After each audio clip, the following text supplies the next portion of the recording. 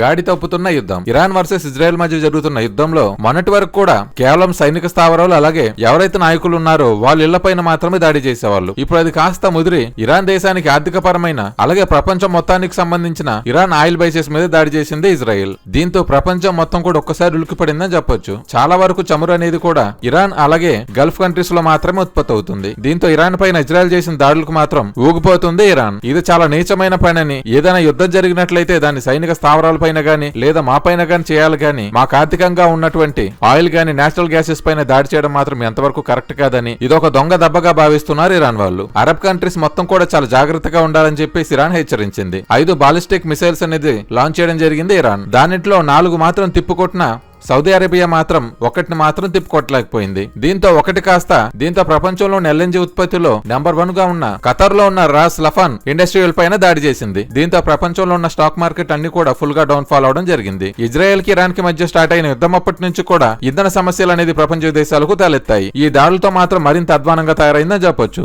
మొన్నటి వరకు కూడా క్రూడ్ ఆయిల్ ప్రైజెస్ చాలా అంటే చాలా తక్కువగా ఉండేది. కానీ ఇప్పుడు మాత్రం ఒక బ్యారెల్ క్రూడ్ ఆయిల్ మాత్రం $120 వరకు వెళ్ళిపోయింది. ఇదే కనుక కంటిన్యూ చేసినట్లయితే 150 నుంచి 180 వరకు కూడా వెళ్లే అవకాశం ఉందని మార్కెట్ అనలిస్టులు మాత్రం చెప్తున్నారు. ఇదే కనుక కంటిన్యూ అయినట్లయితే మిగతా దేశాలపైన చాలా అంటే చాలా ఎఫెక్ట్ పడనుంది. మన దేశానికి సంబంధించినట్లయితే ఇప్పటికే ఇంధన పరంగా చాలా అంటే చాలా ఇబ్బందులు ఎదుర్కొంటుంది ఇండియా. కాబట్టి ఇటువంటి టైంలో ఇలాంటి దాడులు జరగడం అనేది చాలా అంటే చాలా బాధాకరం అని చెప్పొచ్చు. ఇది ఖతార్ పరంగా అలాగే ఇరాన్ పరంగా కాకుండానే మొత్తం ప్రపంచ పరంగా కూడా ఒక ఎమర్జెన్సీ సిచ్యువేషన్ లా తయారైంది. వాళ్ళు సైనిక దాడులు ఎలా చేసుకున్న ఇబ్బంది లేదు, కానీ ప్రపంచ దేశాలకు కూడా ఇబ్బంది కలిగించే విధంగా తయారయ్యారు వీళ్ళిద్దరు కూడా. ఇరాన్ కి ఇజ్రాయెల్ కి మధ్య జరుగుతున్న యుద్ధంలో మధ్యలో దూరిన అమెరికా మాత్రమే పెంట చేసిందని చెప్పొచ్చు. ఇప్పుడు అమెరికా మాత్రం ఏకంగా ఇరాన్ ఇంకా కోలుకోలేని దెబ్బ కొట్టాలని చూస్తుంది. అమెరికా నుండి చాలా అంటే చాలా మంది సైనికులను ఇరాన్ వైపు మోహరిస్తుంది. ఇంకా ఇరాన్ మొత్తం ఎలాగే నాశనం చేయాలని చూస్తుంది అమెరికా. ఇక నుంచి హర్ముజ్ జలసంధి మొత్తం కూడా అమెరికాకే చెందుతుందనే విధంగా వ్యవహరిస్తున్నారు ట్రంప్. ఇక నుండి హర్ముజ్ జలసంధి దాటి ప్రతి నౌక కూడా అమెరికా రక్షణ కల్పిస్తుందని, అలాగే ఇరాన్ కు మాత్రం హర్ముజ్ జలసంధి పైన ఉన్న పట్టు మొత్తాన్ని తీసేసి హర్ముజ్ జలసంధి అనేది కేవలం ఇరాన్ కి చెందింది కాదని ఇది ప్రపంచ దేశాలందరిది అని, ఇరాన్ నుంచి మాత్రం హర్ముజ్ జలసంధిని ఫ్రీ చేసి ఇక నుంచి మొత్తం కూడా అమెరికానే చూసుకుంటుందని చెప్పడం జరిగింది.